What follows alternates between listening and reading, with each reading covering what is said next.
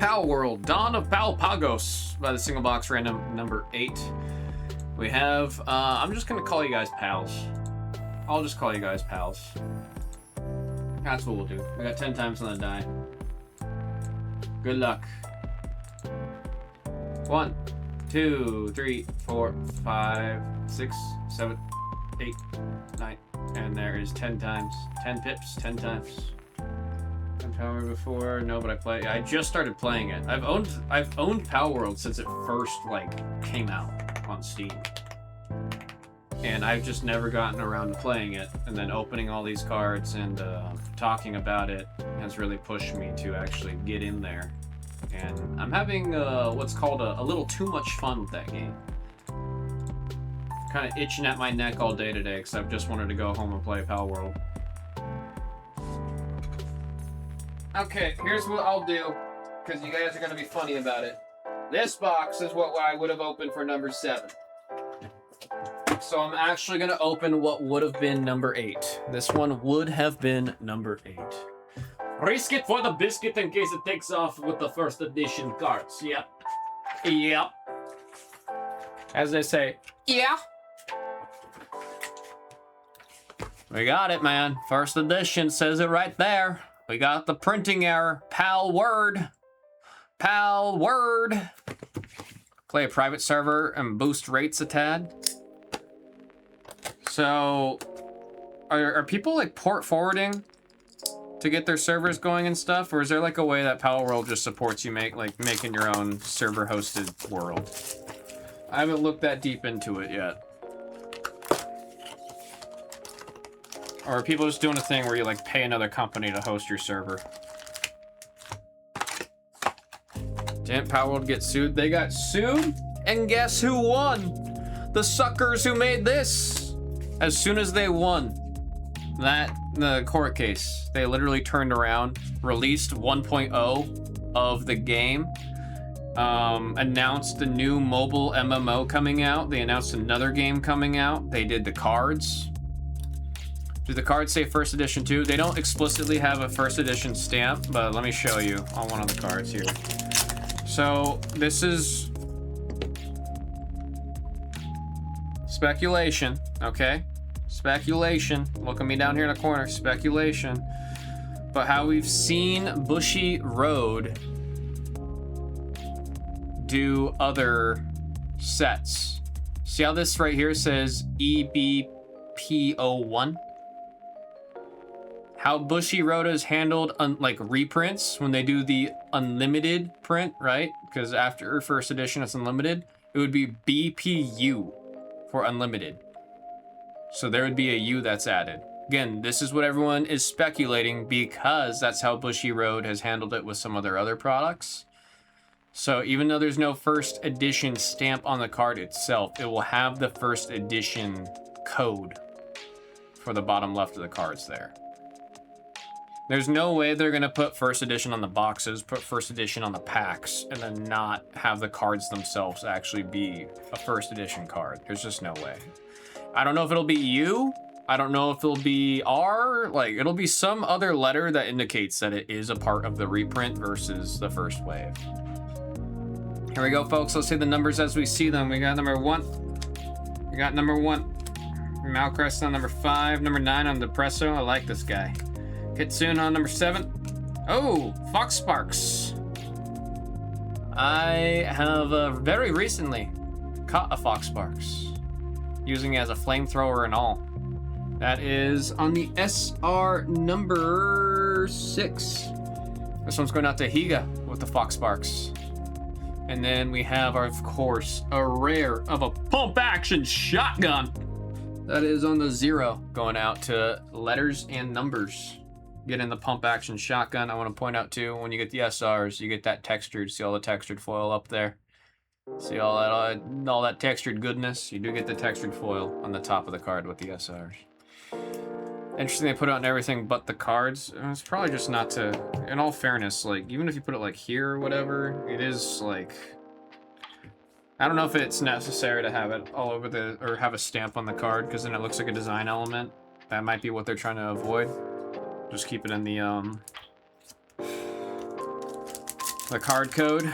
It's like, as long as everybody knows that the difference between first edition and what isn't, if there's a U on the bottom left or not, like that's, as long as there's some way of indicating it. Dire Howl on number 9. We got number 9 on the farming hat. Alarm Bell on number 8. Elder Fan on number 8. We got Dunmud on the 7. There's Axel's Strategy on the double rare for the number 3 going out to Cardhawk. And then Azurobe on number 9 on the rare.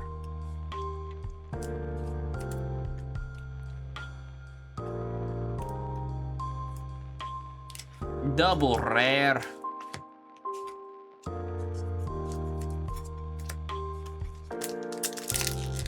Oh yeah, I gotta go up here for these packs. Life Monk. Can never seem to find enough of these. Number 6. Luke Moon on number 7. Sphere Workbench on the number 3. Spark It on number 8. Hot Spring on the number 1. Then we got a Breeding Farm on the SR with the SR foil treatment. You can see all the textured foil right there on the left. But there was some a little bit slight raised foil on the actual farm itself. That's number 3 on the SR. This one's out for Cardhawk. And we have a rare of Bushi on the number 4 on the rare. That rare is going out to Mark the Shark. Like the cracked dice look? Yeah, I'm a big fan of it. Like I said, it's Bushy Road. A lot of their other card games I've made, their foils tend to have this cracked foil look to it. What's the breeding farm like in Pokemon? Very similar. Like you could put 2 your Palmons there, and then they have eggs, and then you can hatch the eggs. You know, I think everything you think of in Pokemon, like something that another game could copy and take, and Palworld's done it. And then they added a bunch of guns and slavery. We got number 2.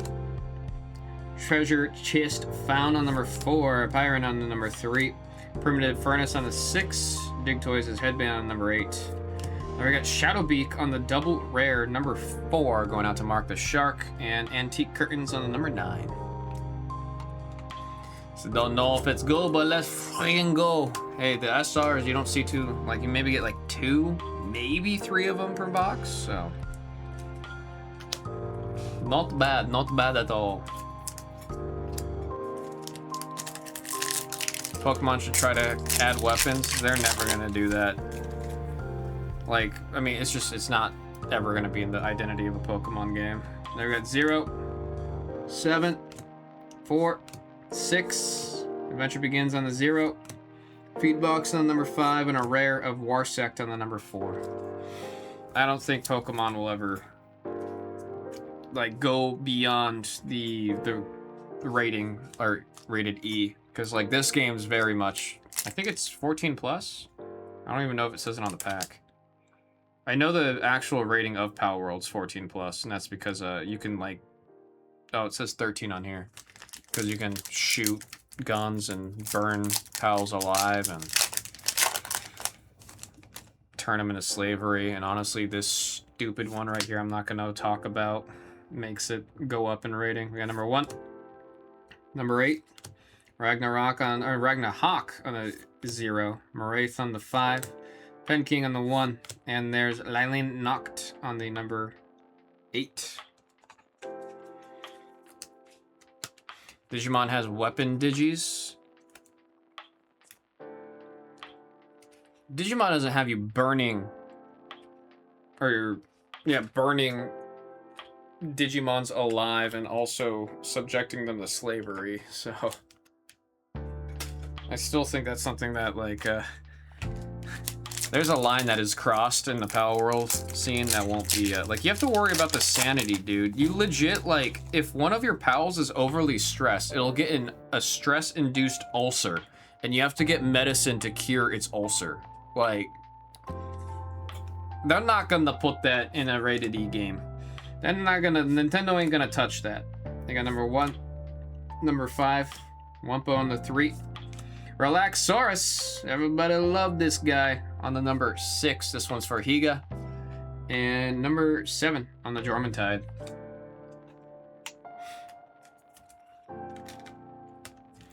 We need a Nintendo set from Panini or Fanatics. Well, there was a bunch of rumors about them doing Topps Chrome Pokemon again. for the 30th anniversary. But given that I have not heard a single blip about that ever since it was leaked that there was cards being signed, I don't know how I feel about it anymore. It said, is Palworld my life? It is just a reflection of life. You know, like, you know for a fact, if Pokemon exist in real life, we're killing them. Humans are gonna eat them. Humans are gonna weaponize them. There's just no way. Humans are gonna have way too much fun with the friggin' Lovander. Now we got Lylene on the number 9, pardon me, on the double rare, number 9. And Gobfin Ignis on the number 3. Topps Chrome Nintendo. Nintendo.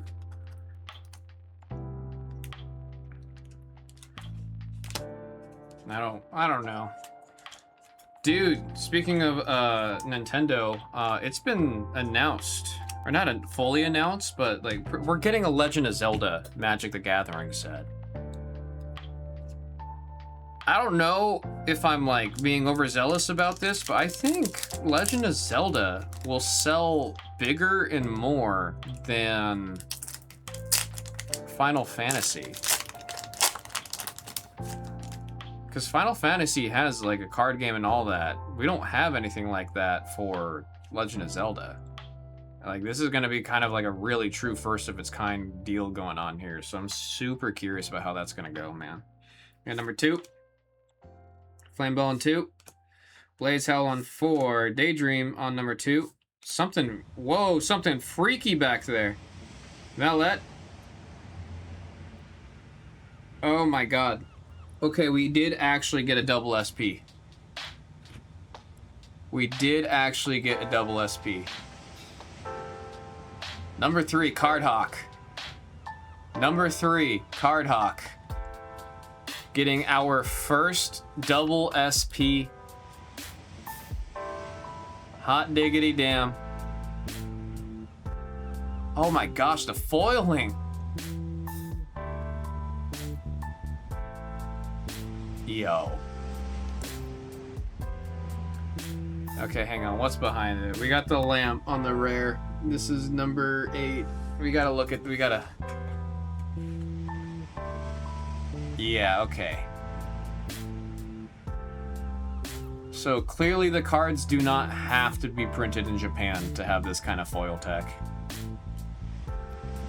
Clearly they do not have to be in Japan for this kind of foil tech. Look at that textured foil.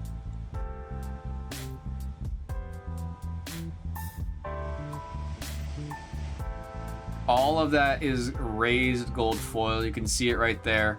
How it's lifted off of the card. All of the gold text, the lightning bolts all around it are also all gold raised foil.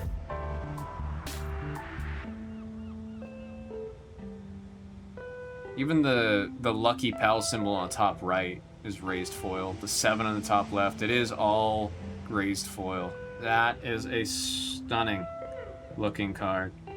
And we can now finally say we have seen what a double SP looks like. The texture on the card's crazy. That is a very textured card. My goodness. Again, number 3, Cardhawk.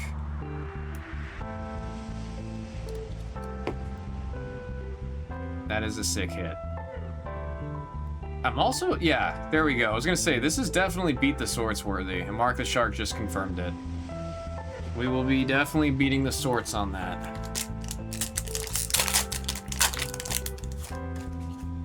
Farming Hat. Yeah, the artwork's just great, man. Celery on the 6. We got 4. We got 9. Manworm on the 3. Thwack on the 2. And there's a Rushore. Good for mining your materials. Number 2 on the rare.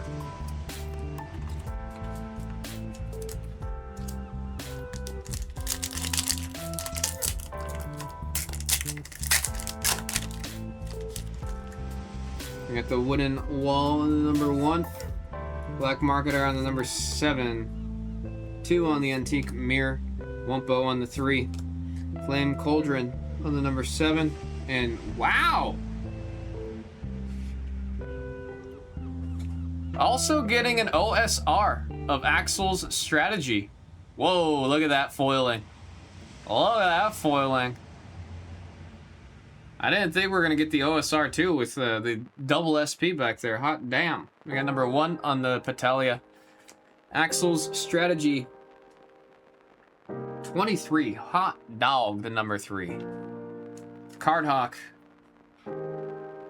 You got to stand up and do one of those heel clicks. You know what I'm saying? Do a little jump in the air and do a heel click.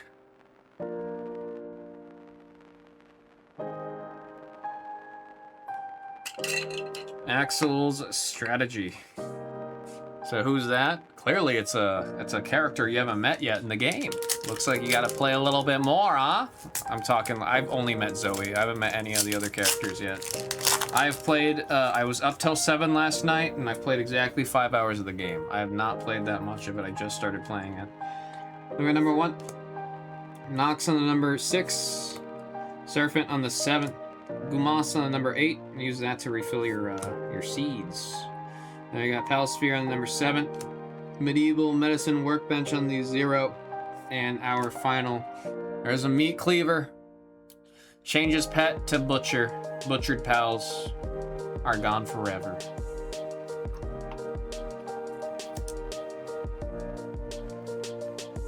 You can just straight up, you can say, hey, come here, little pal. Dead.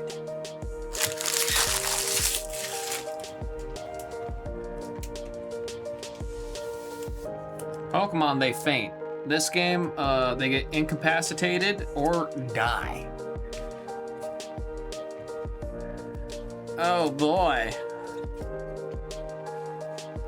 We're gonna say the numbers as we see them. We got number 9, number 6, number 4, number 3. We got the SRs, number 3, and number 6. And then number 3 again, killing it with Axel strategy and the crazy looking double SP of Hellzepper. That is nuts, man. That is nuts. That was Palworld, Dawn of Palpagos by the single box round number 8. You guys did it. You pushed for it and you did it. There is an option in the game in the menu to do, I think it's called like emergency respawn or whatever. So if you do that, you just get, you know what I mean?